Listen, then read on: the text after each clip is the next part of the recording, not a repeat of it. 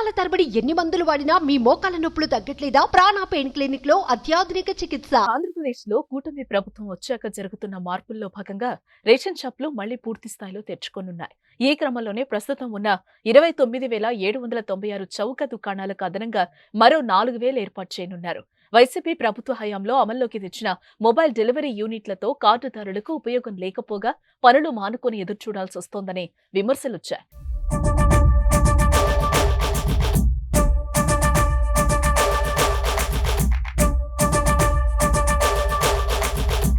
దీంతో చౌక దుకాణాల వ్యవస్థను పటిష్టపరిచి వారి ద్వారానే నిత్యావసరాలు పంపిణీ చేయించాలని ప్రభుత్వం యోచిస్తోంది.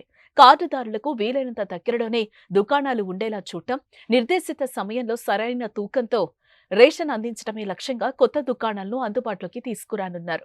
జగన్ పాలనలో ఇంటింటికి రేషన్ పేరుతో 9,260 MDUలను అందుబాటులోకి తెచ్చారు.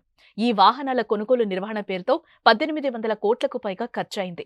అయినా గడప వద్దకు రేషన్ అందడం లేదనే టాక్ వచ్చింది. దీంతో రేషన్ దుకాణాల వ్యవస్థను బలోపేతం చేయనుంది. ఇందులో భాగంగా ఖాళీగా ఉన్న చోట్ల డీలర్లను నియమించడంతో పాటు కార్డుల సంఖ్య ఎక్కువగా ఉన్న ప్రాంతాల్లో కొత్తగా చౌక దుకాణాలను ఏర్పాటు చేయనుంది. ప్రస్తుతం రాష్ట్రంలో 4.48 కోట్ల రేషన్ కార్డులున్నాయి. సగటున ఒక్కో దుకాణం పరిధిలో 500 రేషన్ కార్డులు వస్తాయి. అయితే ఒక్కో చోట ఒక్కో దుకాణ పరిధిలో 1000 నుంచి 1200 వరకు కార్డులున్నాయి. ఇలా ఎక్కువ కార్డులున్న చోట అదనపు దుకాణాలు ఏర్పాటు చేస్తారు. సగటున పట్టణ ప్రాంతాల్లో ఒక్కో దుకాణానికి 700, గ్రామీణ ప్రాంతాల్లో 750 కార్డులు మించకుండా చూస్తారు. ఈ లెక్కన అదనంగా 4,000 చౌక దుకాణాలు ఏర్పాటు చేయాల్సి ఉంటుందని అంచనా వేసినట్లు పౌర సరఫరాల శాఖ మంత్రి నాదెండ్ల మనోహర్ తెలిపారు. త్వరలోనే కొత్త దుకాణాల ఏర్పాటు చేసేలా చర్యలు తీసుకుంటున్నామన్నారు.